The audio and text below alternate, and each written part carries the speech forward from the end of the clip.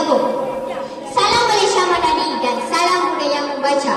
Para guru dan murid yang dikasihi, hari ini kita bersama-sama menyertai program Jom Membaca 10 Minit.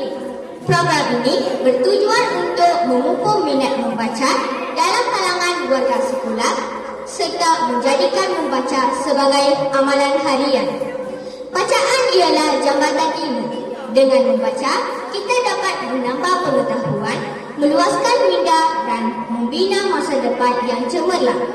Oleh itu, marilah kita sama-sama berhenti seketika daripada aktiviti harian dan luangkan masa selama 10 minit untuk membaca. Ambil buku pilihan anda dan mulakan pembacaan sekarang. Selamat membaca.